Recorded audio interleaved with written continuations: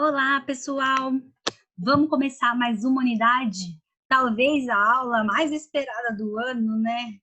Ou será que não? Mas com certeza é um dos assuntos da história do nosso passado que mais comentado, mais criado no imaginário, mais publicado.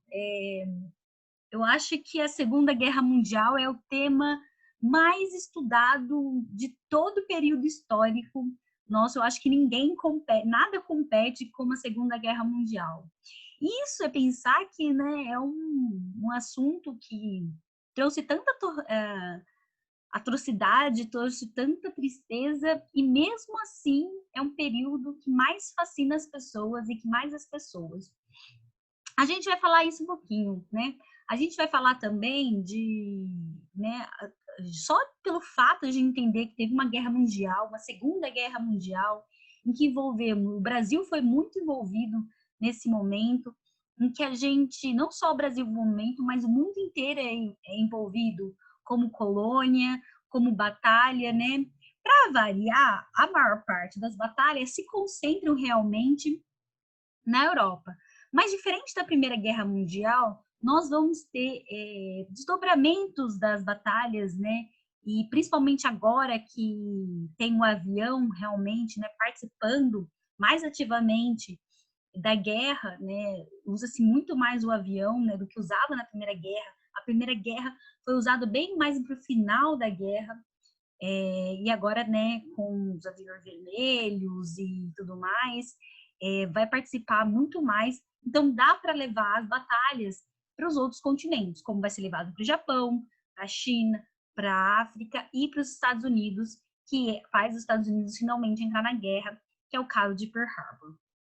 Bom, mas o que será que, né? Tipo, por que será todo esse assunto levou tantas pessoas a querer estudar esse momento que é bem atípico na história, né, da humanidade? Acho que o tema realmente é o horror que essa guerra trouxe, porque a Primeira Guerra Mundial é a primeira vez que se mata tanta gente numa guerra em si, né? Nós tivemos a mesma quantidade de mortes ou, né, uma dizimação, um genocídio também, é, não só na Primeira Guerra Mundial, mas como também na colonização das Américas, né, com milhões, bilhões de indígenas sendo mortos e outras guerras. Mas por que só? Mas essa guerra traz tanto horror.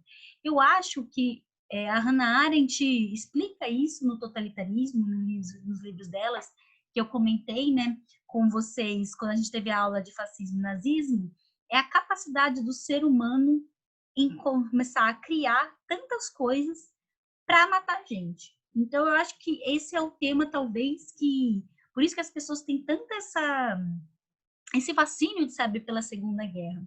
Isso que eu vou mostrar com vocês, pessoal, né? E talvez a gente aprenda, finalmente, de por que a gente não quer uma terceira guerra mundial. Olha quais seriam as consequências. A Segunda Guerra a gente aprendeu que tem consequências absurdas para o ser humano, né? A bomba de Hiroshima e Nagasaki, eu acho que mostrou ao mundo a capacidade do ser humano de fazer morte em massa, fazer armas realmente de morte em massa, né?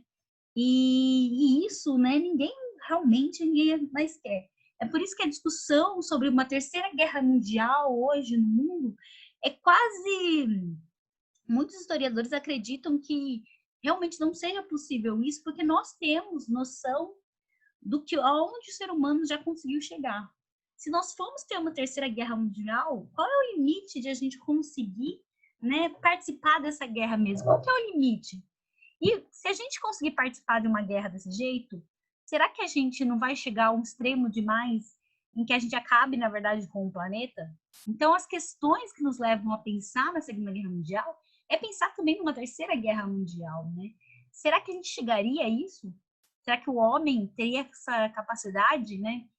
Olha o horror que a gente, né, que as pessoas vivenciaram na Segunda Guerra Mundial. O ser humano teria coragem de matar nesse nível de novo? Então, eu acho que uma dessas perguntas, quando surgirem essas discussões sobre a Terceira Guerra Mundial, é uma questão de vocês pensarem sobre isso. A gente tem capacidade hoje de bombas que dão 5, 10 bombas atômicas. Uma bomba de hidrogênio hoje em dia dá a capacidade, tipo, 10 vezes mais do que uma bomba atômica que jogaram em Hiroshima e Nagasaki. Isso acabaria com o planeta. Então, é dispensar, né? Será que a gente conseguiria mesmo, em sã consciência, fazer e levar adiante uma terceira guerra mundial? Pessoal, esse teminha eu vou mandar para vocês esse material para avaliar, né? Sempre levando para vocês para estudar para esse vídeo aula. Ela vai ser um pouquinho mais longa também, mas elas vão ser divididas em 3 partes, porque a Segunda Guerra Mundial existe uma produção em massa, como eu já falei, de documentação, né? E produção, né? Desdobramentos dessa documentação para a gente discutir, né? Então, peguem a apostila de vocês, acompanhem também, porque a gente vai falar bastante coisa e vai ser a base para vocês fazerem atividade. Não percam as aulas, porque isso é essencial para a gente que não está podendo estar, né, ao vivo, e para vocês entenderem também, né, ligado no imaginário do mundo, da cultura que está em torno da Segunda Guerra Mundial.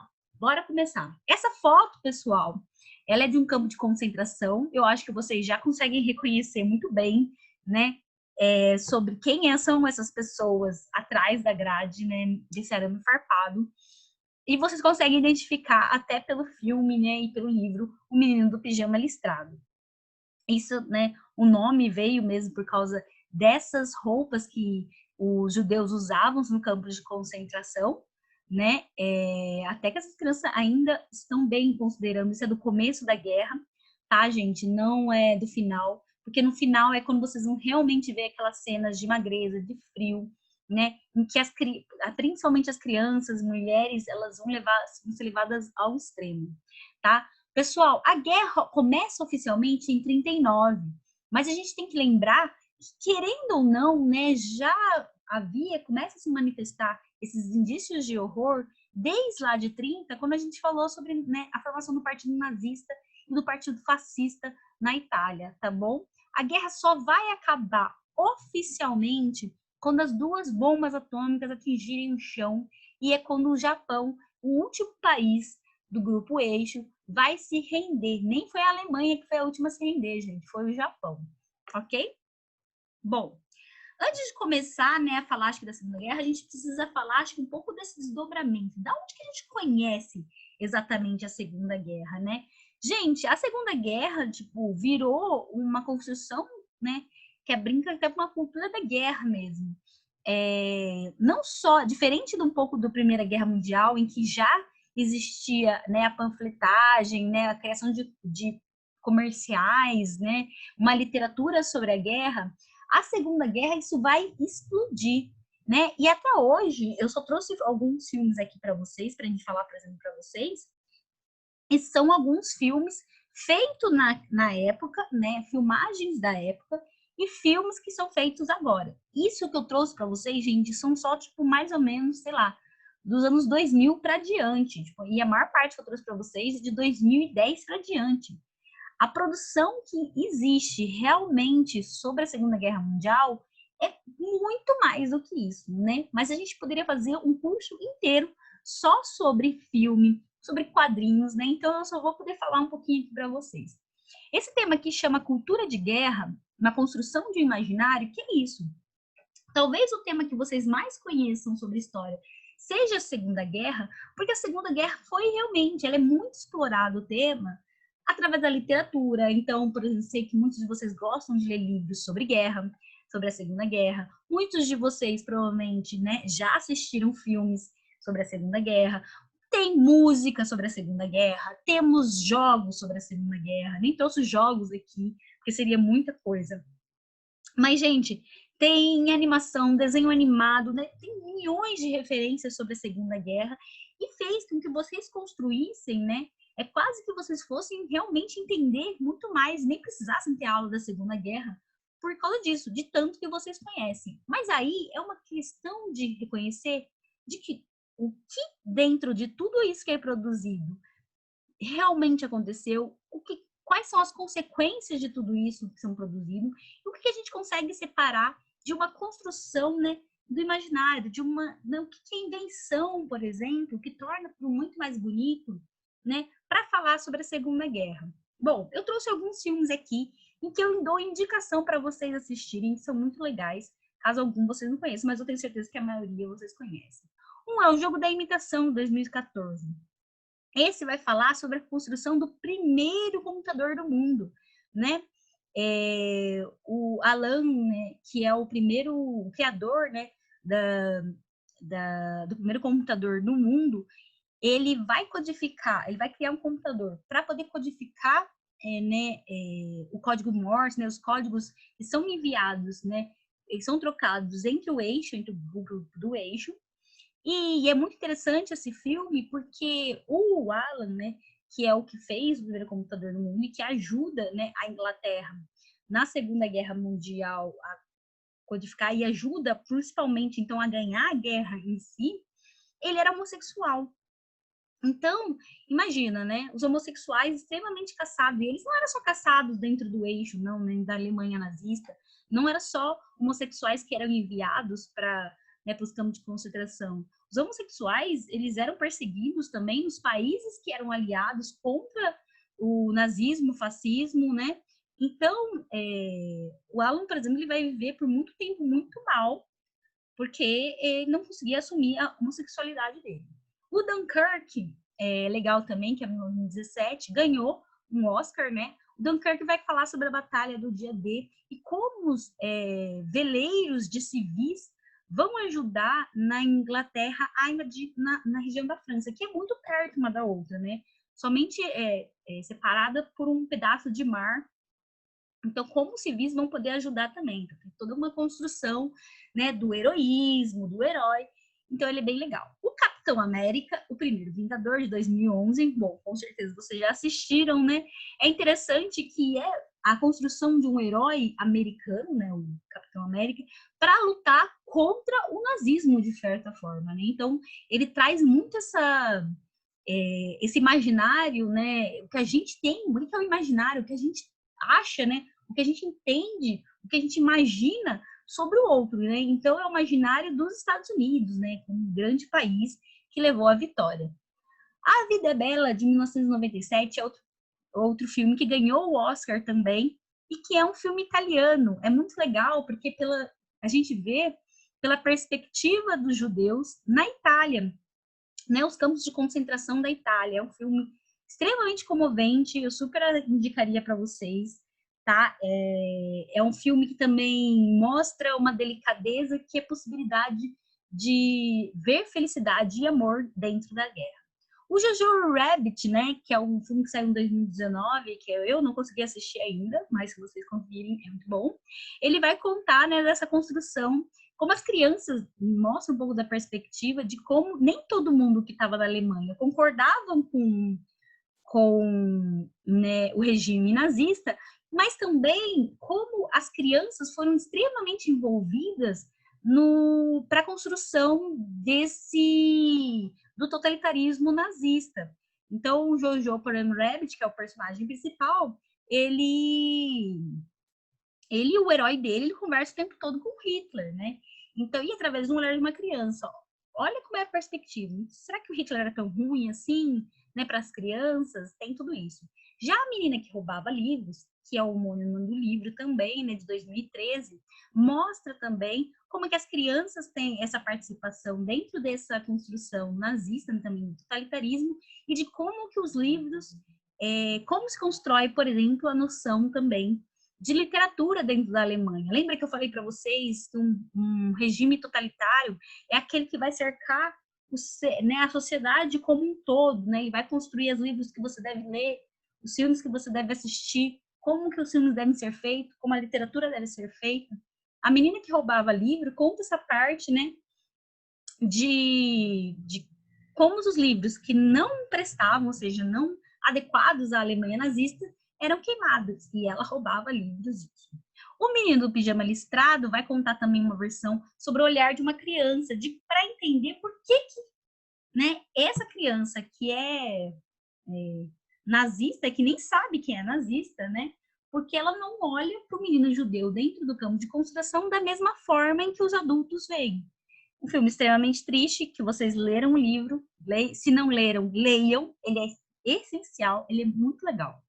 O Caçadores de Obras-Primas, de 2014, é um filme muito legal. Ele é um pouco para comédia e mostra como os Estados Unidos e outros países fizeram esquemas para a Segunda Guerra em salvar obras de arte, literatura, né, dessa queima ou desse roubo dos nazistas, tá? Vai contar a versão da Americanas, realmente os americanos não davam, e que eles salvavam. Muitos americanos tentaram salvar obras, né? Os aliados tentaram salvar obras que eram essencial, mas não achem que eles estavam salvando, né? Porque os judeus foram roubados, né? Famílias judias que eram muito ricas levaram tudo, né? O Hitler mandou tirar tudo dessas famílias. E muitos desses americanos, sabendo disso, tentaram pegar obras de artes para eles. Tanto que existem várias discussões, até hoje, existem grupos, né, que tentam descobrir quais são as obras, principalmente em museus nacionais e museus particulares, obras que eles descobrem que foram roubados de judeus e muitos deles são devolvidos às famílias. O zoológico de Varsóvia, né? Varsóvia a gente vai falar bastante, porque Varsóvia é a capital da Polônia, o país que, porque foi invadido que realmente começou, quando invadiu a Polônia, começou a Segunda Guerra Mundial, né? O zoológico de Varsóvia era um zoológico também muito famoso, que ele era, né? As pessoas tinham muito costume de ir ao zoológico. Ele era um zoológico bem grande em Varsóvia, né? Na Polônia. E esse zoológico, quando os nazistas invadiram a Polônia, ele serviu a uma das, né, diretoras do zoológico, a esposa, na verdade, do diretor, ela criou um esquema para poder conseguir trabalhar para a resistência, né? Então, conseguir, como fala, ela conseguia esconder judeus para eles conseguirem atravessar as florestas e salvar esses judeus. O zoológico de Varsóvia é baseado também numa história real, né? Realmente o zoológico foi para isso. E o que é a proposta dela é que lá se criasse porcos para que fossem para alimentar os soldados nazistas.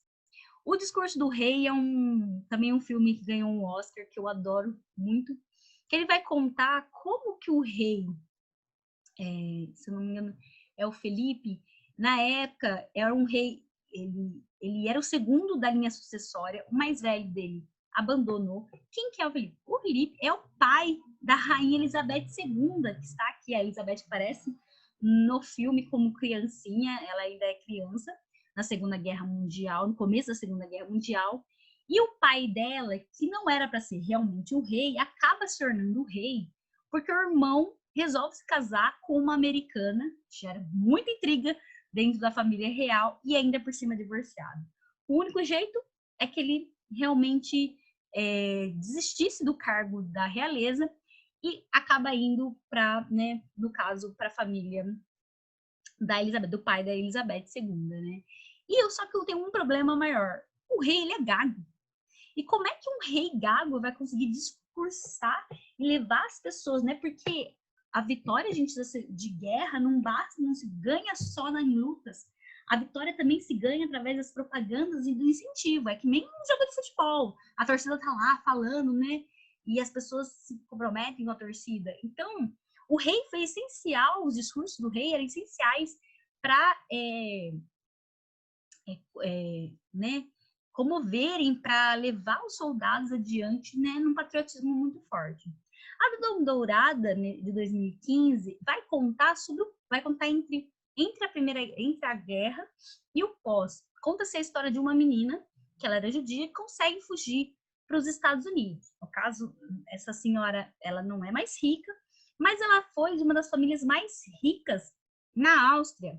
E a mãe dela, a tia dela, foi pintada por um grande pintor muito famoso, alemão, e que esse quadro, né, que foi pintado, a tia dela foi pintada, que chama A Dama Dourada, ele é avaliado em milhões de dólares, e ela descobre onde que o quadro está, e ela fala, olha, esse quadro é da minha tia, tipo, ele foi roubado da minha família. E começa-se um grande processo nos Estados Unidos, um processo internacional, para que ela consiga de volta ter o quadro né? Porque ela foi roubada, né? E esse quadro está no museu na Europa. Bom, se vocês não conseguirem assistir algum desses filmes, tem alguns filmes na Netflix que eu indicaria. Até o Último Homem, né? Provavelmente vocês assistiram, que é aquela história real daquele médico que foi para a guerra e ele não queria, só queria salvar vidas, não queria matar ninguém, ele não pegou em armas. Invencível vai contar a história de um soldado ser pego também. Honra e Lealdade e o Resgate do Ryan também vão ser histórias de resgates, né? Sobre soldados americanos. O Contador de Auschwitz, a Amarga Sinfonia de Auschwitz, foram baseados em livros também principalmente de judeus que tentaram sobreviver dentro de Auschwitz, né? Que a gente sabe, que eu já falei para vocês, que é o pior, né? O campo de concentração que mais matou gente, né? Mais pessoas morreram no campo de concentração de Auschwitz, na Polônia. Né? Então, e contam histórias peculiares que aconteceram lá dentro de Auschwitz e que ninguém se imagina. Lida Barová conta a história de uma espiã, tá? Alemã, ela é em 2016. A Batalha da Rússia, tem uns que eu gosto muito e eu gostaria que vocês vissem. A Batalha da Rússia, de 43, Vitória da Tunísia, de 44, Prelúdio de uma Guerra, de 44 também. O legal que eu trouxe para vocês é que eles estão no Netflix e vocês conseguem ver criações da época mesmo, né, de filmagens. Então, vocês vão conseguir ver que vários filmes são feitos como forma de propaganda e de motivar os soldados, né? Muitos desses filmes, eles eram feitos e enviados para os campos de batalha para que os soldados em períodos, né, de mais descanso, assim, conseguissem ver e que motivassem eles, né, gente? Porque a guerra, eles sabiam que ia durar muito tempo. Eu adoro esse filme, A Sociedade Literária, A Torta da Casca de Batata, de 2018, também está no Netflix, que vai contar como as pessoas, não, mesmo no meio de uma guerra, elas não abrem mão, né, da literatura ou de momentos, né, em que elas possam fugir um pouco né, daquele horror da guerra, em que algo possa ser produzido, algo bom possa ser produzido, que não tem necessariamente a ver com a guerra, mas sim com a arte. A Lista de Schindler, que é de 93, é um filme fantástico, em preto e branco. Nossa, acho que talvez baseado também numa história real. O Schindler, ele tinha uma lista em que ele ajudou milhares de judeus também a fugirem, né, passar através através né, de documentação em que ele possibilitou a fuga de vários judeus, né, nesse momento em que eles tinham que ter o passaporte para poder atravessar.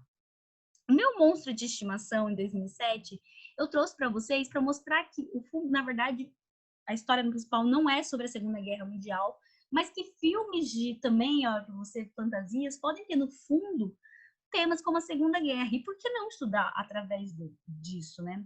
Outra que eu trouxe para vocês são as animações. A Walt Disney recebeu uma encomenda dos Estados Unidos, do governo dos Estados Unidos, para produzir animações que incentivassem, né, os soldados e incentivassem fazendo propaganda contra os nazistas e contra os fascistas na Segunda Guerra. O legal de tudo isso é que o Walt Disney, né, o criador da Disneylandia e tudo mais que vocês conhecem, ele não fez só filmes propaganda para os Estados Unidos, como ele fez filmes também para dizer que nem todo alemão era ruim, tá? Porque nesse momento vão ser criados campos de prisioneiros nos Estados Unidos. Alemães e japoneses e italianos vão ser levados muitas vezes para esses campos de prisioneiro por serem desses países, né? Porque com medo de que eles pudessem se tornar espiões dentro do país, eles foram aprisionados dentro de que propriamente eram campos de concentração. Eles chamavam de campos de prisioneiro, mas se tornavam muito campos de concentração porque eles passavam fome, eles tinham que trabalhar trabalhos forçadíssimos, eles eram maltratados pelos americanos. Então, né, o Walt Disney criou também esses vídeos para mostrar, nossa, a gente é igual, né? A gente está passando por isso mas a gente, né? Nem todos os alemães são ruins, nem todos os italianos são ruins e que a gente pode conviver também juntos. não só a Disney fez também, como o Japão também fez vários filmes, várias animações também fazendo propaganda sobre o Japão. 2 filmes que eu gosto muito, que estão no Netflix, não, um está no Netflix, chama Vidas ao Vento. O Vidas ao Vento é para contar sobre a história de um engenheiro japonês, ficou muito famoso e criou a maior parte, né, dos aviões para o Império Japonês para lutar na Segunda Guerra Mundial. E ele ele falou que ele não criava os aviões para matar pessoas, ele criava porque, né, os aviões davam uma sensação de liberdade, mas lógico que tudo que ele fez foi acabar indo para a Segunda Guerra e nas batalhas, mas é muito legal. E ele é feito pelo Estúdio Ghibli, o mesmo que fez Meu Vizinho Totoro, né, e outros. O meu filme favorito no mundo também se trata da Segunda Guerra Mundial, que o fundo mais é sobre que é a Segunda Guerra, não tem na Netflix, mas vocês podem achar talvez no YouTube, que chama Túmulo dos Vagalumes. É uma animação que é também do Estúdio Ghibli e que vai falar da vida de 2 órfãos, né, sobre os ataques de bombardeios que tem no Japão na Segunda Guerra. E por fim, tem o Gen, que é uma animação muito forte, nossa, muito pesada, mas que eu indico e que fala do Japão também e de todos os bombardeios, principalmente dos bombardeios da bomba atômica no Japão. Olha isso, gente, essa lista já é gigante. Isso aqui não é, tipo assim, nem 10% do que existe sobre produção, né, cinematográfica falando, né, de animação ou cinematograficamente falando sobre a Segunda Guerra Mundial. Então, olha o tanto que a gente tem, né, e que a gente pode acabar aprendendo, mesmo que a gente assista, né, mas saber diferenciar coisas que são possivelmente reais e o que provavelmente, né, são narrativa para construir a boa fama dos Estados Unidos, para construir a boa fama do herói japonês, para construir a boa fama do herói, né, francês e tudo mais. Então, essas diferenças que a gente também vai lidar nessa aula. Bom, eu queria falar um pouco para vocês, porque eu adoro quadrinhos, e vocês sabem, né? E foram publicados muitos quadrinhos também sobre a Segunda Guerra Mundial. Entre os meus favoritos, né? Acho que hoje, né? É o Maus, gente. O Maus é um quadrinho feito pelo Art Spiegelman. O Art Spiegelman, ele é filho de um judeu que conseguiu, um casal judeu que conseguiu fugir da Alemanha, né? Tanto que os pais deles viveram também, nossa, aprisionados que nem a Anne Frank, mas conseguiram fugir para os Estados Unidos, né? Era uma família muito rica, né? Dona de fábrica e que quando chegou aos Estados Unidos não tinha nada, muitas vezes humilhado. Mas também os quadrinhos também, como eu falei para vocês, servem de certa forma para se fazer propaganda, né? Ou propaganda contra, né? Certa coisa, por exemplo, nazismo e fascismo. Uma delas é o Capitão América. O Capitão América, em 1941, tem esse episódio aqui, né, esse quadrinho do Capitão América, em que na capa e a história toda é ele lutando contra o Hitler. Sim, gente, lutando contra o Hitler. Vai ter o Capitão América depois lutando contra o Stalin. Ou seja, o Capitão América, que é o capitão da liberdade, que defende a liberdade, né, lutando contra os opressores dela. O Caveira Vermelha, que é o vilão nazista, né, que é o vilão principalmente do Capitão América e vai aparecer em outros quadrinhos fazendo referência e a defesa do nazismo.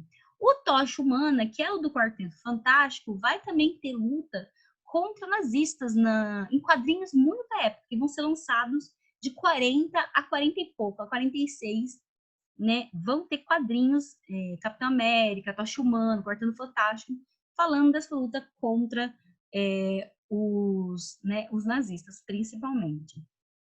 Eu Sou a Legião, que é esse quadrinho aqui, ele é um quadrinho que, se eu não me engano, eu acho que ele é alemão, mas ele vai falar também dos horrores. Esse aqui é o Sorge, o Espião, A Busca, que né, Eu Sou a Legião, vai ter o Adolf, que é um mangá, o Adolf e o 1945, não cheguei a colocar aqui o 45, mas ambos são mangás que vão falar sobre a Alemanha nazista também e a participação do Japão, né, na Alemanha nazista. A Força da Vida, que é esse aqui, são quadrinhos do Will, parecido com o Will Eisner, né? e que é um grande quadrinista muito famoso nos Estados Unidos, tanto que tem o prêmio Will Eisner, e que ele também vai fazer várias referências, porque ele viveu como criança na Segunda Guerra Mundial. Né? O que mais queria indicar para vocês, na verdade, cadê ele? O Elísio, Uma Jornada ao Inferno. Não cheguei a colocar aqui, mas ele é um brasileiro e ele vai contar a participação. É muito legal esse quadrinho, eu já dei uma lida nele. Ele vai contar a participação do Brasil na Segunda Guerra Mundial, né? Apoiando os Estados Unidos. Então, para vocês verem, gente, que tem muita contribuição, isso são só alguns que eu citei, tem muito mais do que isso, né? Para mostrar normalmente, assim, dificilmente você vai ter quadrinhos que vão defender o lado totalitarista, mas isso não é possível. Por quê? Não é possível. Porque vai ter muito quadrinho produzido na época, né? Como eu mostrei para vocês do Capitão América, por exemplo. Então, vai ter quadrinhos produzidos no Japão, principalmente mangás, que vão defender esse modelo que é o nazismo e o fascismo. Tá bom? Isso é só para vocês entenderem, né? Essa construção desse imaginário mesmo. O que será que vocês conhecem realmente da Segunda Guerra Mundial? E tudo que vocês conhecem, né? Só a parte de horror, tem coisas boas criadas na Segunda Guerra Mundial, né? Bom, eu quero começar falando também, além dessa cultura, essa cultura popular, né? Da Segunda Guerra, esse aqui, gente, é para vocês terem noção que em 34, antes de estourar a Segunda Guerra, olha o tamanho de quantidade de gente nesse congresso. Esse é o 6º congresso nazista do Partido Nazista em 34, na cidade de Nuremberg. Gente, guardem essa cidade de Nuremberg. Essa cidade ela vai ser essencial, tá, para o julgamento dos crimes de guerra nazista depois 46, tá bom? Essa cidade é uma das principais cidades alemãs, e isso é, por exemplo, num congresso. Olha a quantidade de gente, a força que o nazismo já tinha antes mesmo da guerra explodir. Para vocês verem, com noção de que não aconteceu uma coisa do nada, né? Desde 20 e pouco, eu já estou falando para vocês que o Terceiro Reich, que, né, naquele momento não é mais a Alemanha, e sim o Terceiro Reich, ele já estava sendo construído, o pensamento já estava sendo construído desde a década de 20. Gente, vai estourar a guerra praticamente 20 anos depois, tá? Isso porque, mas como é que é possível? Olha o tanto de gente, já tinha, dava para ter impedido essa guerra. Gente, se dava para ter impedido ou não, são muitas questões em que a gente vai falar, por exemplo, do Stalin, que muita gente não acreditava que poderia estourar, né? Que a Alemanha realmente, depois da Primeira Guerra Mundial, podia ter a coragem, né, de chamar o resto do mundo para uma guerra. Mas não só a Alemanha, como a Itália, né, e Japão, que perderam a Primeira Guerra Mundial, de certa forma, perderam a Primeira Guerra Mundial, construíram nesse ressentimento de perda da Primeira Guerra essa vontade de falar que eles estavam sendo subjugados. Então, esse sentimento não só o sentimento patriótico, esse que aparece nessa foto, é um sentimento também de ressentimento, é um sentimento de não ser, dessas pessoas, elas não estarem conseguindo, né? O país dela não consegue sair do buraco por causa de tudo que aconteceu, né? E esse sentimento só vai crescer contra a Inglaterra, contra a França e os Estados Unidos, principalmente porque os aliados eles se aproveitam desses discursos de ódio, né? Que essas pessoas estão passando fome, essas pessoas estão nessa situação por causa desses outros países, Inglaterra, França, né?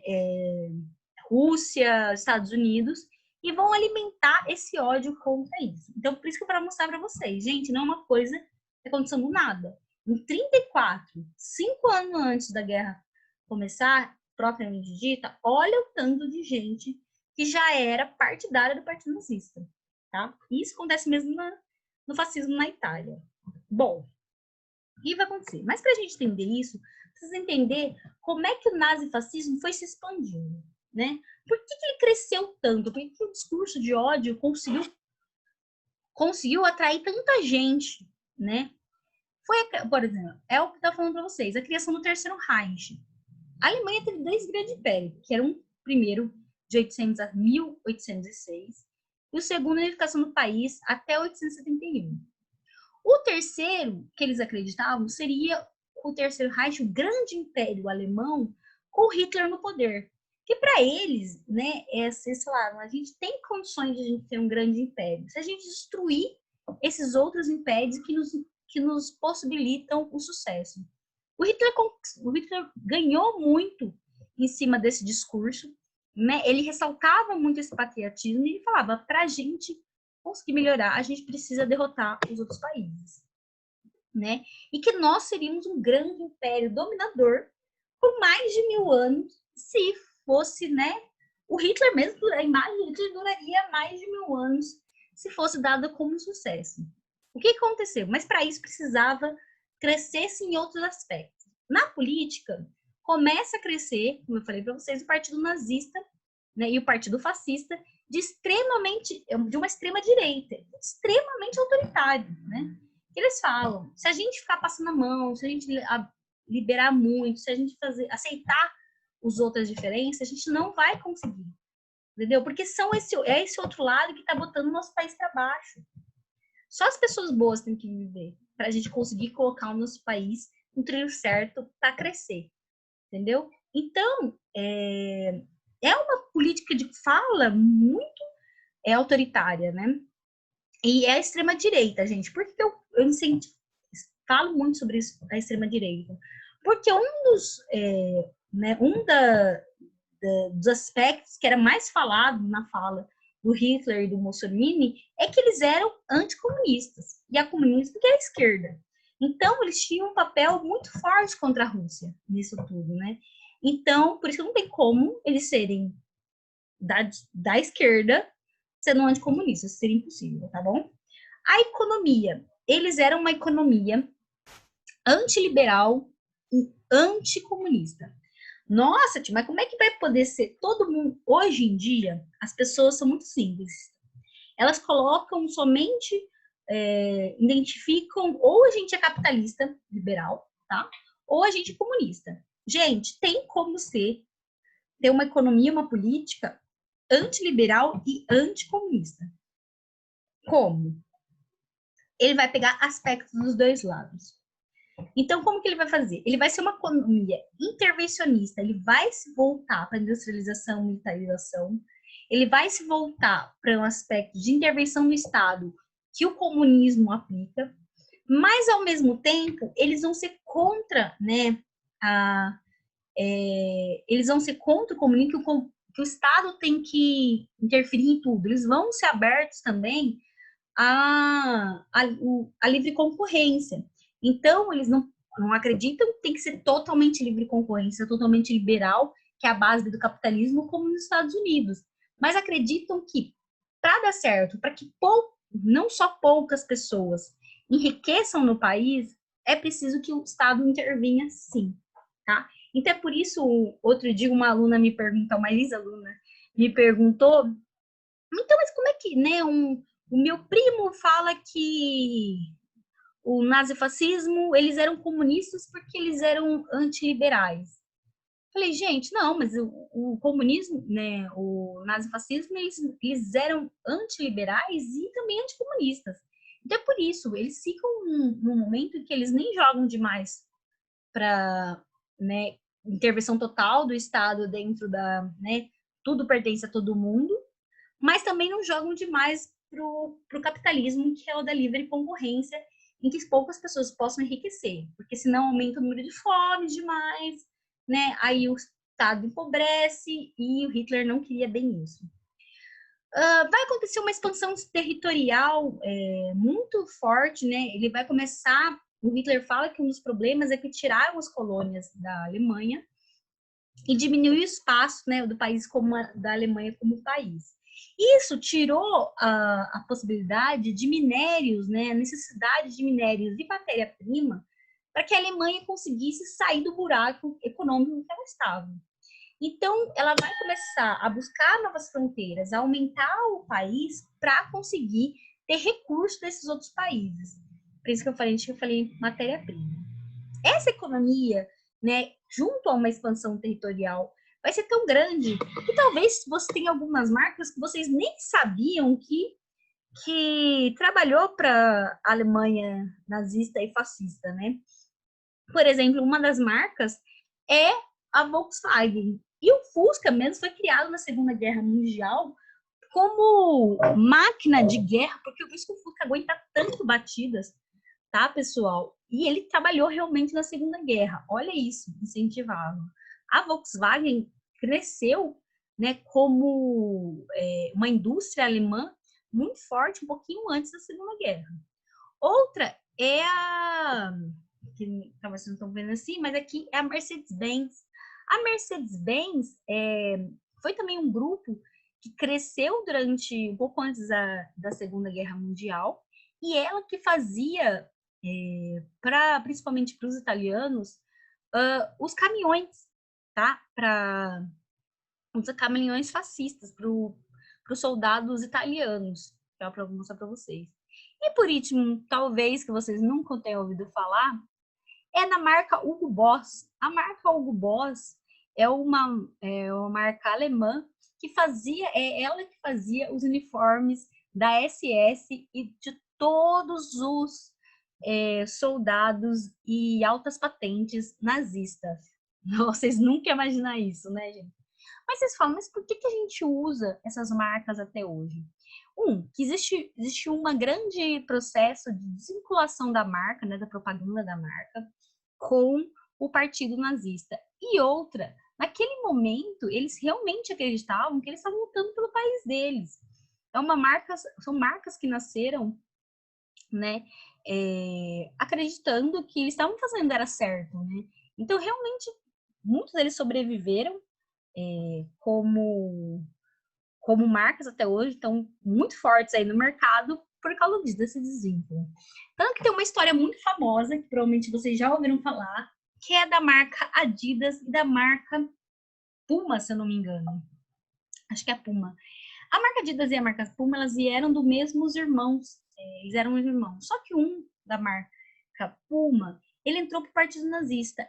E o da Adidas entrou para a resistência antinazista na guerra. Então, eles se separaram. Eles eram uma grande fábrica em comum de irmãos que fabricavam tênis e outros acessórios. E eles se separaram por causa disso, por questões políticas. Olha, veja só. E hoje são duas marcas muito famosas no mundo inteiro, né? Quem diria?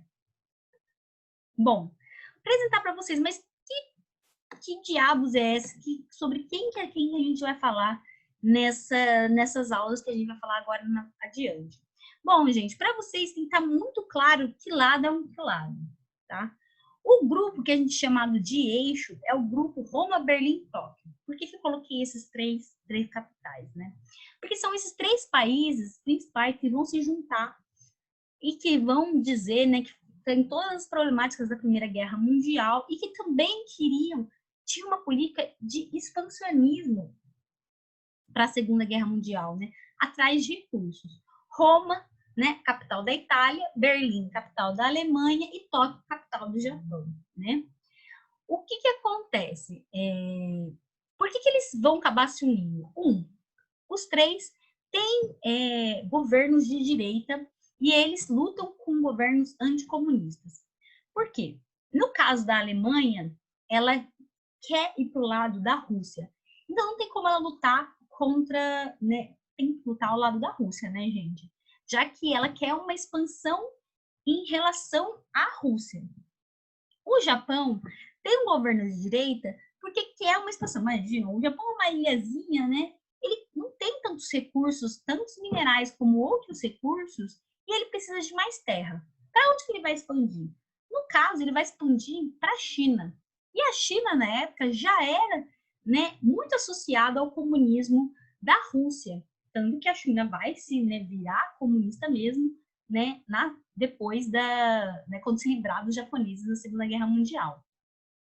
A Itália, por fim, vai acabar lutando contra o comunismo porque o partido, né, fascista vai ver no comunismo o motivo das greves na Itália, né? E acreditava-se que essas greves acabavam, né, piorando porque não tinha como o país crescer se as pessoas entravam em greves né, dentro das fábricas. Então, eu estou muito contra o comunismo. Então, esses 3 países, por que eles vão se unir? Os 3 são de direita, que eu falei, são de governos conservadores e de governos com atitudes expansionistas, né, que buscam expandir os seus territórios. Né, o Japão, né, quer essa expansão. Nesse momento, vai criar-se um pacto anticomitê. O que é esse pacto? Em 36, esse pacto vai ser assinado entre esses 3 países, alegando que eles são anticomunistas e eles propunham barrar a ameaça comunismo na Europa e na Ásia, tá? Vejam, estão em 36, ainda não estourou a guerra, tá? O que é que esse 36, o pacto também, né, condiz? A assinatura de não ataque entre esses 3 países, né? Também não ataque entre a Alemanha, a Inglaterra e a França, né? Para barrar, porque aí, né, a Inglaterra e a França já começaram a perceber essa movimentação dentro da Alemanha. E eles tinham medos, né? Eles têm uma proximidade muito grande. A Alemanha faz, né, fronteira com a França. A França já estava temerosa de a Alemanha tentar de novo outra invasão ao país. Em 39, o que vai estourar a guerra? Vai romper esse acordo, porque o Hitler vai atacar a Polônia, tá? Quando ele ataca a Polônia, quer dizer que ele rompeu com o acordo de não expansão, né? Olha onde o Hitler vai fazer.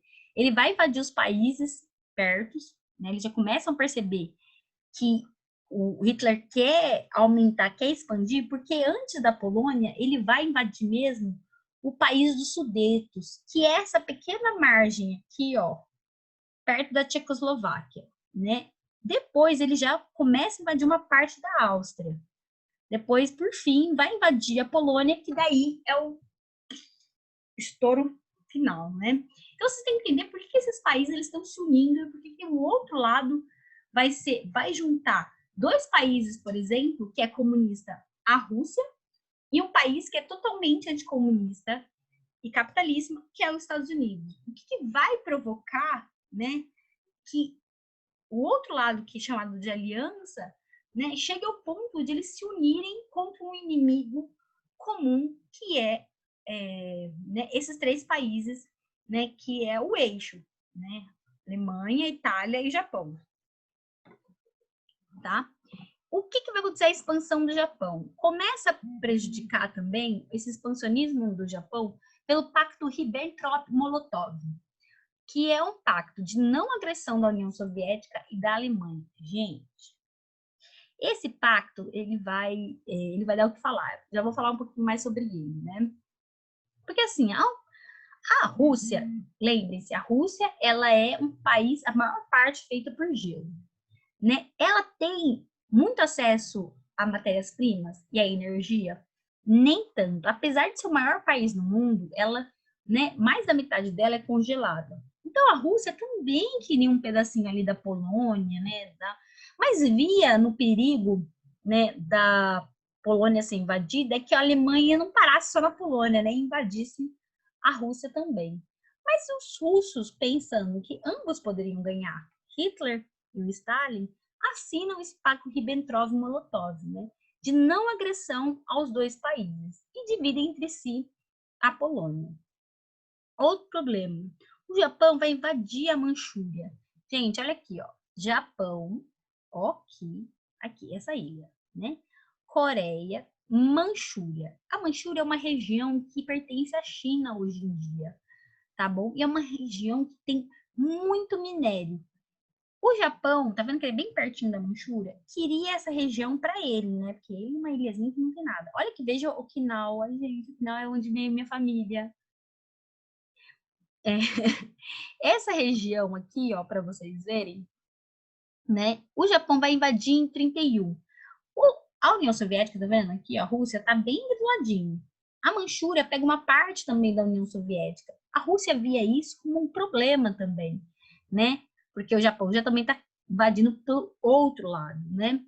Então, o Japão, de certa forma, ele já chama para a guerra a China. Fala, ó, China, né? Não tem jeito, nós vamos invadir mesmo que a gente precisa. Tá? Em 32, então, ele vai invadir o norte da China. Porque o Japão sempre quis também essa parte, né? Para eles, e conquistava tudo, né? A China foi pega de surpresa, por isso que ela vai deixar um tempo ainda até ela conseguir, se for para ir mandar os japoneses de volta para o Japão. Mas tendo deste lado de cá do mapa, né, grupos aliados, Japão tendo desse lado de cá, a China fica um pouco fechada para, né, para a guerra. Por quê? Japão do lado de cá invadindo, e desse lado de cá podia invadir Itália e Alemanha. Eu gosto muito dessa propaganda, galera, que é uma propaganda japonesa, muito repassada no Japão, em 40, que representa muito o eixo, né? Crianças, né, que são só adoro usar criança, né, como propaganda. Criança, porque criança é esperança, né? Criança é o futuro, né? E nela mostra a fotinha do Hitler, ó, pra vocês verem, o imperador, né, japonês, e a fotinho do Mussolini, né, na Itália. Aqui também aí você vê as crianças japonesas, alemãs, italianas. Eu consigo reconhecer que esse menino aqui ele é italiano pela roupa fascista que ele está usando, né? Consigo reconhecer que esse aqui é japonês, né? Japonês. Olha, esse aqui com a bandeira, né, da Itália no momento, a menininha com eles com a bandeira nazista e esse menino com a bandeira do Japão, né, do sol nascente. Essa imagem representa bem o que é o eixo, né? Tipo, quem estava conciliado no eixo. Bom, o outro lado, enfim, né, percebendo do grande problema, vai se juntar e vai começar a se unir antes mesmo da guerra estourar. Quem é o outro grupo? O outro grupo são os aliados, né? Que é Londres, a capital, né, da Inglaterra, Moscou, que é a capital da Rússia, Washington, que é a capital dos Estados Unidos, que vai entrar um pouquinho depois, nesse primeiro momento não vai entrar, porque que nem na Primeira Guerra Mundial eles falam, não, gente, it's not my problem, tá? Não é meu problema neste momento, eu não estou sendo atacado. Realmente os Estados Unidos só vão entrar na guerra quando eles vão ser atacados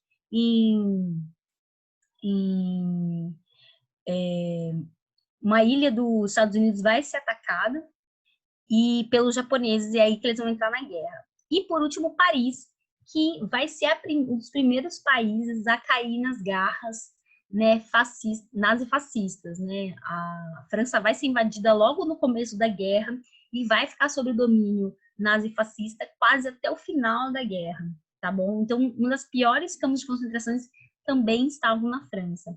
Mas mesmo assim, com medo de serem atacadas, ela já faz uma aliança com esses outros países, né, gente? Para vocês verem, antes, né, que já estão percebendo o que estava acontecendo, em 38, a Inglaterra e a França se manifestam. Por que o Hitler atacou os países dos Sudetos? Que é aqui, ó, gente. Vou mostrar para vocês no mapinha. Vocês vão ficar craque no mapa, né, europeu. Tá vendo a Alemanha? Tá vendo a Itália, né? O Japão está aqui, bem para cá, tá? Aqui, bem aqui, ó, nesse pequeno pedacinho aqui, fica a região dos Sudetos, que eu falei que é essa região que tem minério também. A Alemanha perdeu essa parte, principalmente, na Primeira Guerra Mundial. Ela quer retomar essa coisa. O que eles fazem? Invadem essa região. Vamos embora lá, voltar. Tá vendo? Aqui, ó, região dos Sudetos. Os alemães vão e invadem. Com medo de, tipo, né, dessa expansão que eles estão vendo, a Inglaterra e a França se manifestam na Liga das Nações, que é a ONU, né? Lembre que ela foi criada no final da Primeira Guerra Mundial para que, né, não os países se entendessem e a gente não precisa entrar de novo em uma outra guerra, né? Todos os, né, a França, todo mundo queria essa região do Sudeste, porque eu falei, ela tem bastante minério, né? E nada desinteressado. Só que não queriam dar para a Alemanha.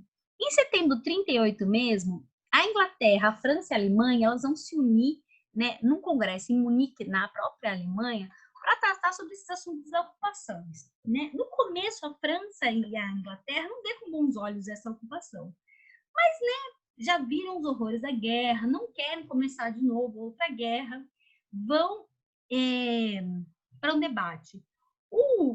O primeiro-ministro, né, inglês, na época, ainda não é o Churchill, famoso, né, por ter lutado na Segunda Guerra Mundial, ter ganhado a Segunda Guerra Mundial como primeiro-ministro inglês, vai, né, para Munique e traz e mostra, essa foto ele é muito emblemática, porque ele mostra o documento assinado pelo Hitler, né, e pelo, né, presidente francês, de que eles entraram num acordo. Tudo bem, a gente aceita que vocês tenham invadido os Sudetos, mas vai ficar só por isso mesmo, né?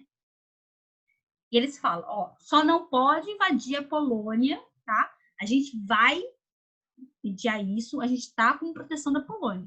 Se vocês invadirem a Polônia, a Alemanha, aí é que o problema vai acontecer. O problema, você acha que Hitler escutou? Escutou nada. Em 39 ele vai lá e invade a Polônia, né? E aí compra guerra com a França e com a Inglaterra. Só que o problema, né? A gente já tá vendo, é que a gente está no futuro. E a gente então consegue ver os sinais de que isso ia dar problema, né? Ia dar problema. A gente está vendo sinais do problema lá desde 20.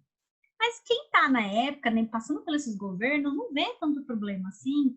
Porque, né, tem toda essa politicagem, né, esse debate dos problemas da guerra, né? Tipo, ninguém quer realmente ser duro demais, todo mundo fica pisando em ovos, né, para trabalhar com isso tudo. Então, foi a mesma coisa. Eles mantiveram, né, não, nada vai acontecer, gente, calma. Né, o Hitler, o Mussolini, a gente vai acabar se entendendo e, né, tá tudo certo, galera. Aqui, olha, assinou um documento. Vejam vocês, Hitler assinou o documento sem invasão, né, da Polônia. Tá bom. O Hitler e o Mussolini fizeram estratégias que são geniais para a guerra. O que é que eu vou falar? Quando o primeiro-ministro inglês ou o primeiro-ministro também francês e o presidente francês vão se dar conta, as tropas alemãs e as tropas italianas já estavam na porta da França já, né? Era mais difícil invadir realmente a Inglaterra, porque a Inglaterra é uma ilha, mas a França mesmo, olha aqui, quando estourou a guerra, já tinha um monte de soldado italiano aqui, ó, bem na beirada da França. E já tinha soldados alemães bem na beirada aqui da França. Ou seja, a França, gente, foi invadida por esse lado de cá, e por este lado de cá não tinha chance para ela, né? Ela realmente...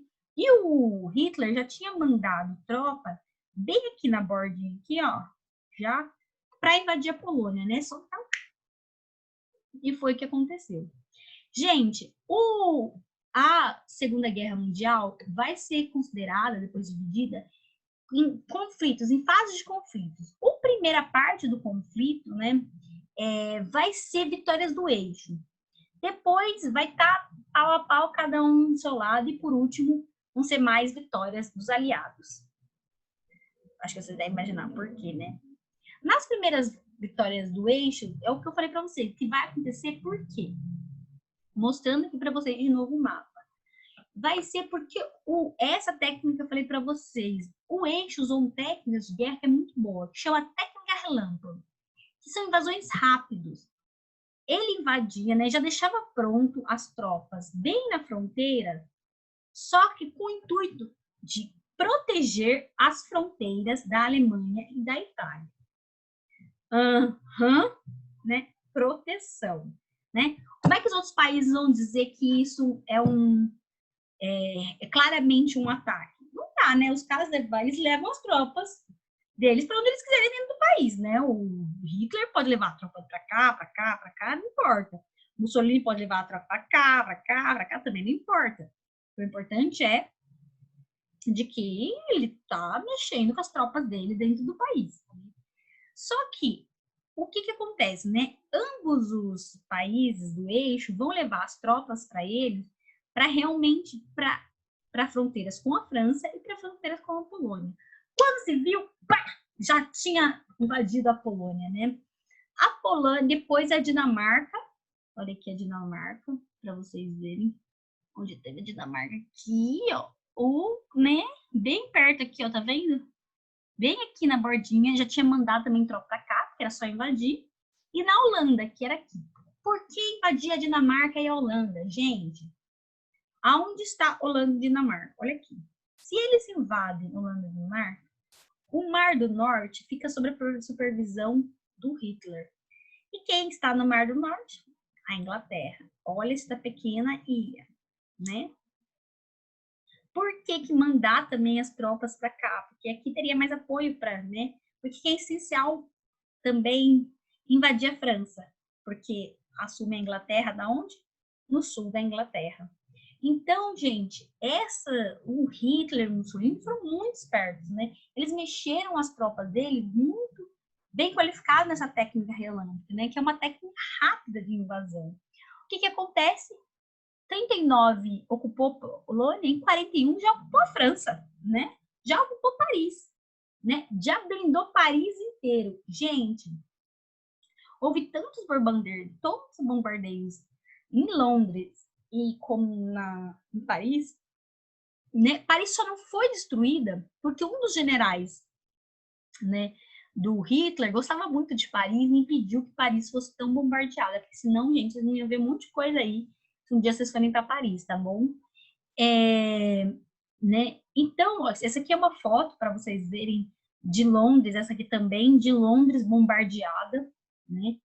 E essa é uma foto do Hitler, né? Quando ele chega a Paris, né? Ele vai visitar Paris. O que acontece? Paris fica dividida.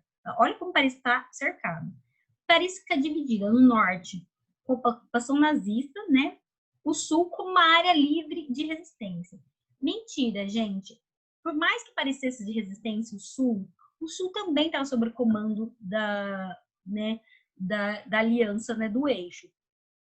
Então era só fachada mesmo, né? A França inteira estava comandada. Não é à toa que vários historiadores vão encontrar documentações de campos de concentração espalhados pela França toda, tá? Então,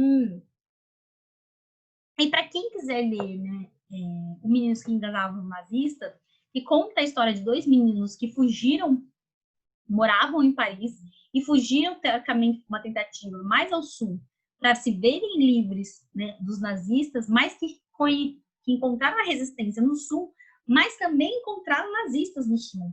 Então, a França mesmo estava inteira ocupada. Deixa eu mostrar aqui para vocês, gente, eu quero mostrar algumas imagens da época, tá?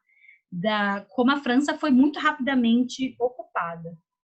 Tá? Peraí. Aqui. Eu quero mostrar isso aqui para vocês. Hitler em Paris, ó. His refusal. He had only been doing his duty, he told Brecker. After leaving the opera, Hitler's convoy drove to La Madeleine, where Hitler got out and viewed the church. The convoy now moved on to the Trocadero. Hitler got out to view the Eiffel Tower for Hitler time, sending Brecker over to him. The man persisted in his refusal. He had only been doing his duty, he told Brecker. After leaving the opera, Hitler's convoy drove to La Madeleine, where Hitler got out and viewed the church. The convoy now moved on to the Trocadero. Hitler got out to view the Eiffel Tower from a distance. He couldn't climb the tower because the French authorities. Vou voltar um pouquinho para vocês verem.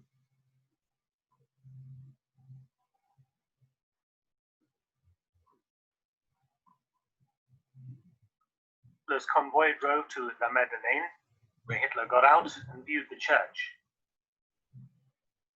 The convoy now moved on to the Trocadero. Hitler got out to view the Eiffel Tower from a distance. He couldn't climb the tower because the French authorities had severed the lift cables shortly before the Germans had taken over Paris, and the Eiffel Tower remained out of commission until 1946.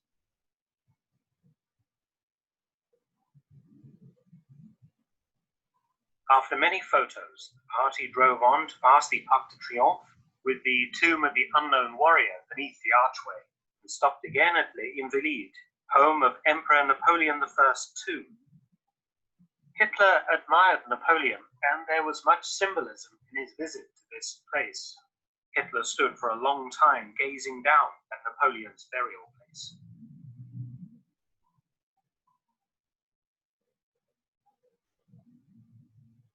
Next stop was the Pantheon, and Hitler was greatly impressed by its proportions.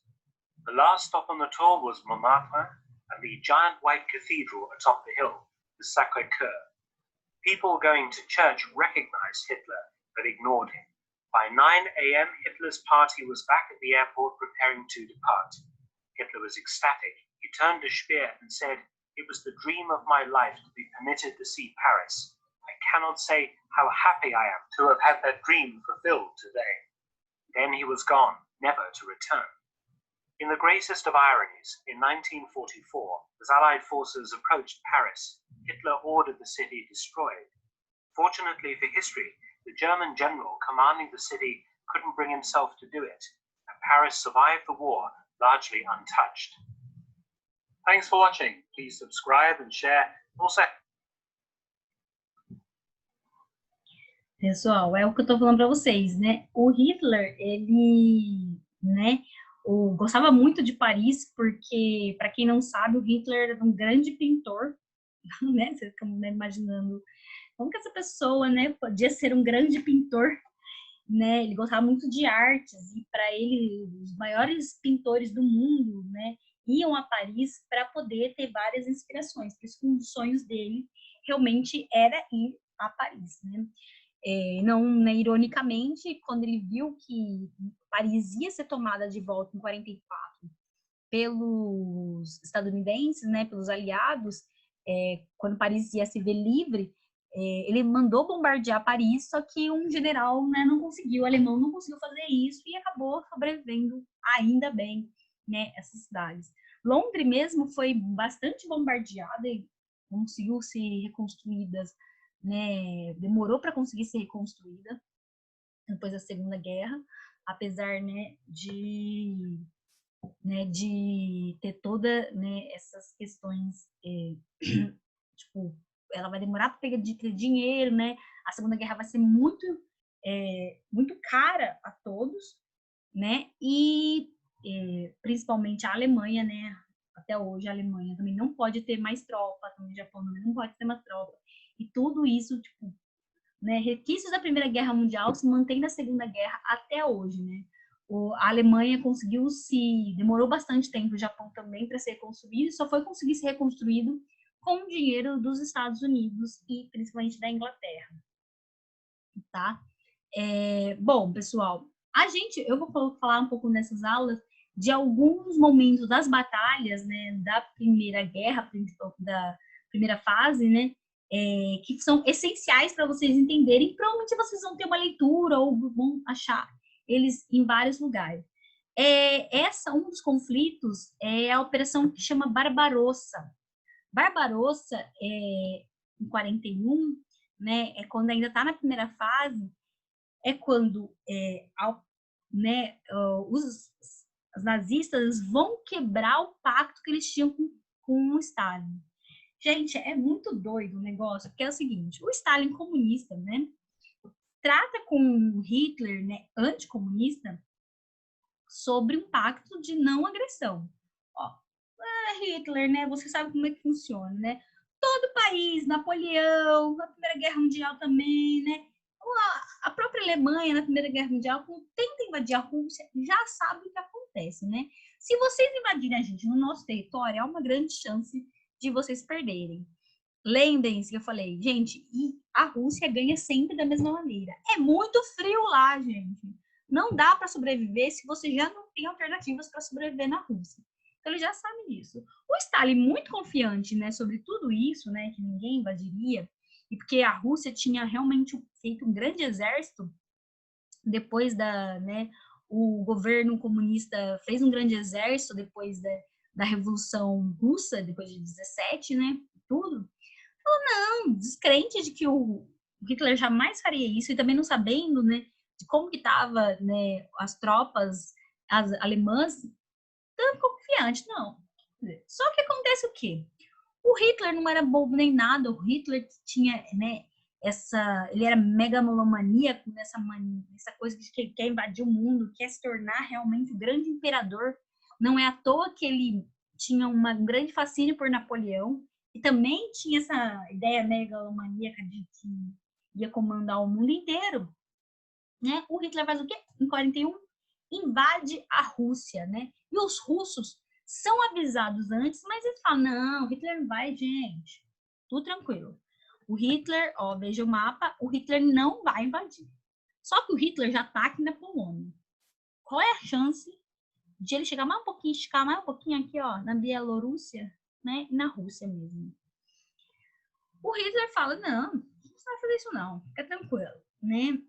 Com essa técnica relâmpago, quando os russos, né, quando a União Soviética, os soviéticos viram, o Hitler já estava na porta batendo deles aqui, né? Então, a Operação Barbarossa é a operação militar alemã que invadiu a União Soviética, por quê? Porque não quis acreditar, né?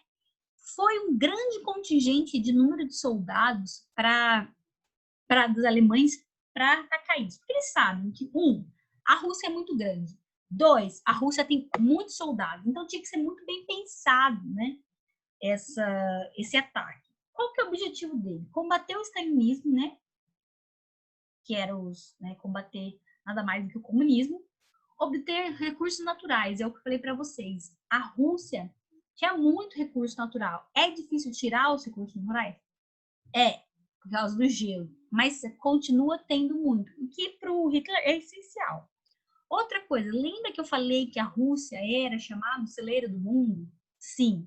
Por quê? Porque tinha, né, agricultura, tinha muita plantação. A Rússia depende até hoje, base dela é muito essencialmente plantações.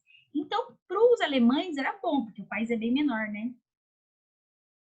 3. Expandiu o território alemão, né? Como eu disse, Hitler megalomaníaco, queria expansionismo, né? Tinha noção de imperador, queria continuar. E utilizar a mão eslava como mão de obra escrava.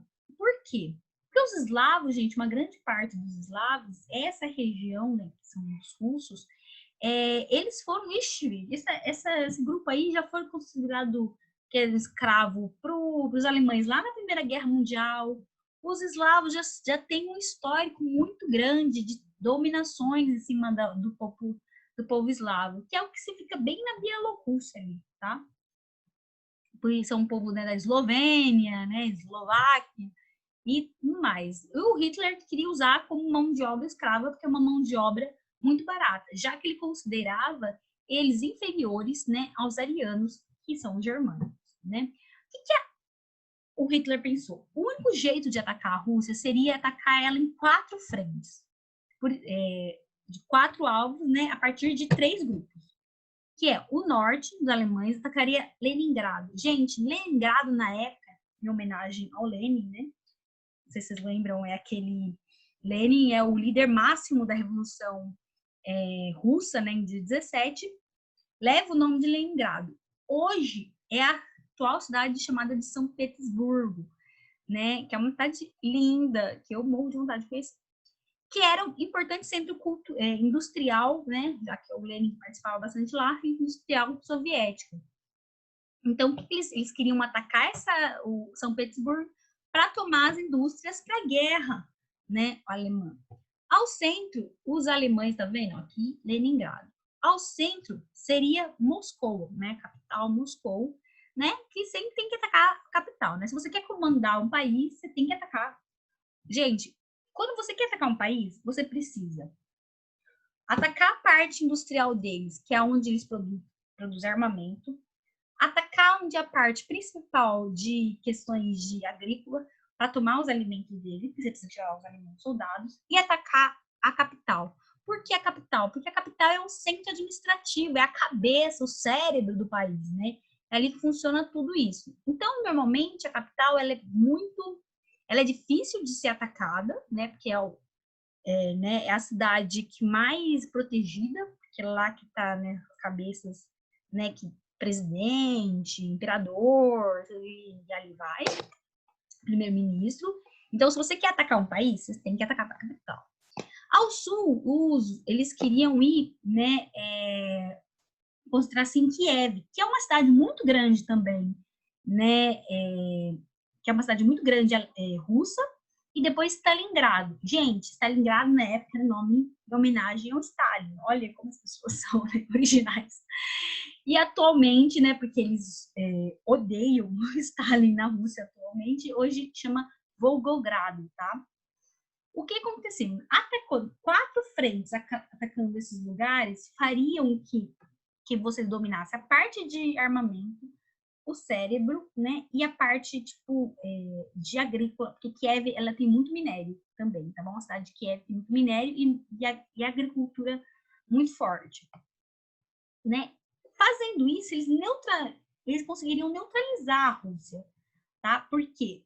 Porque você tira, né, todas as possibilidades do país contra-atacar, tá? Então, você realmente anulou o país, né? O Stalin não estava esperando tudo isso. Eles vão, tanto que é uma das batalhas mais ferozes, uma das batalhas mais sangrentas da Segunda Guerra Mundial, é a Batalha de Leningrado, gente. A cidade vai ser destruída e os russos vão sair vitoriosos dessa, que eu falei, né? Tem que tomar cuidado com os russos. Numa guerra, sempre tomem cuidado com os russos.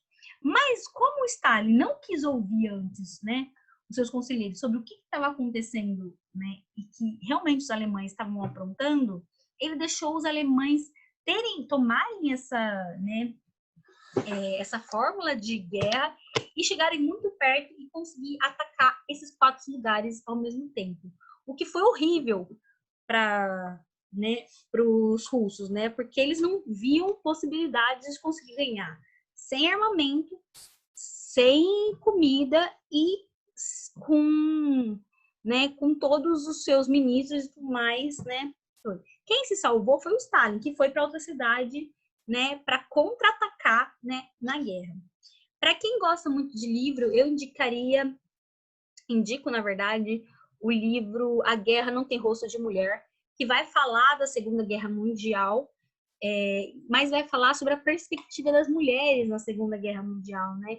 Porque por mais que chegue um momento na Segunda Guerra em que os russos não têm mais soldados, né? Então as mulheres vão ter que ir para o campo de batalha, né? Muitas delas que não só tinham que ir, como queriam ir para o campo de batalha, porque, né, eles viam os alemães, né, invadindo as terras deles.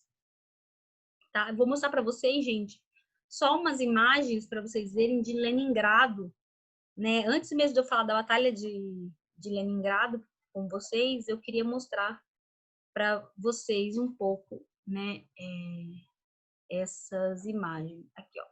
Esse é o cerco de Leningrado, né? Quando eu falei que vai ser uma das batalhas mais, né, sangrentas, para vocês terem uma noção.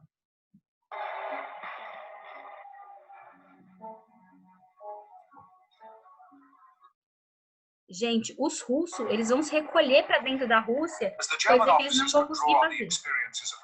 Poland, France, Norway and the Balkans, the quality of their commanders was always likely to be superior to that of the Russians.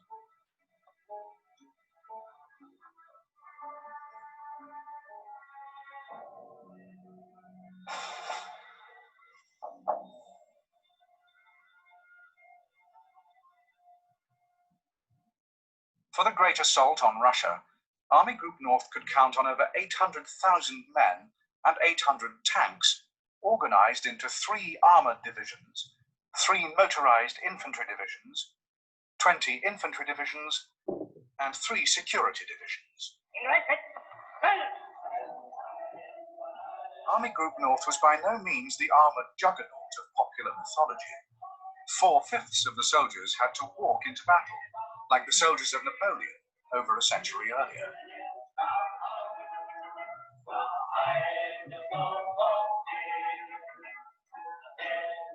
In 1941, the mechanized era was still in its infancy, and Army Group North needed 200,000 horses to draw their guns and equipment.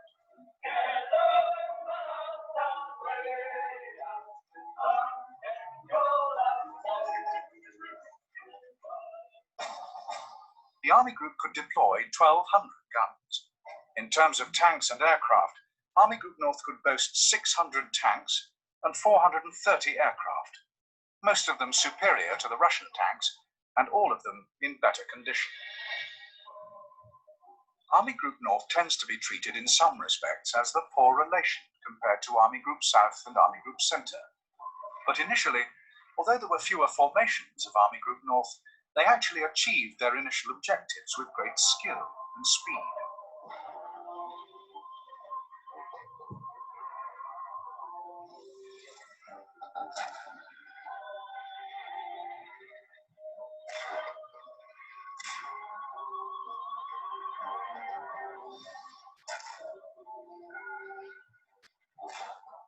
Ribbentrop, Hitler's foreign minister, had successfully concluded a non-aggression pact between Germany and Russia in 1940. Nevertheless, Stalin was wise enough to remain wary of his sinister neighbors to the west. Stalin's overall military strategy required the expansion of Soviet territory to create a deep barrier of Russian-held territory between the Soviet Union and Nazi Germany. It was this consideration which had led Stalin to collaborate with Hitler in the invasion of Poland. Ironically, the secret negotiations instigated by Germany had also granted Stalin the free hand in the Baltic and Finland, which had precipitated the Winter War, which the Finns were now so keen to avenge. From behind this defensive wall, Stalin planned to allow the Western Allies and Germany to fight a mutually destructive war in the West, as they had done for 4 years during the Great War.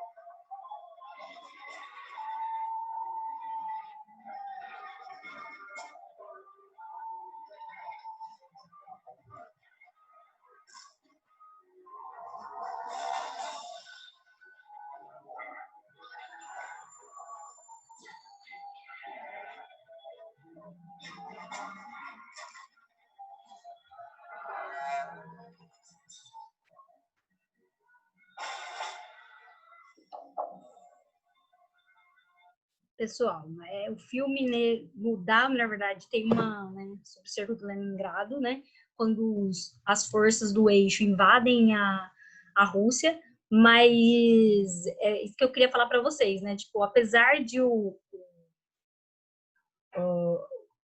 Hitler, né, e no caso o Stalin estar meio desconfiado, né, não acreditar totalmente em Hitler, né, o Stalin deixou muito aberto para o Hitler e o Hitler foi muito rápido, né? Teve uma invasão muito rápida, que o problema, né? Não só a técnica do Hitler era melhor que a do Stalin, como também armamento e tropas eram melhores.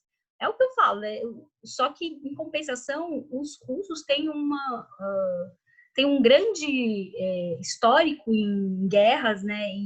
De utilizar muito bem o território russo para ganhar, que é quando Leningrado vai ser tomada de volta, que vai começar, os alemães vão começar e os italianos vão começar a perder a guerra.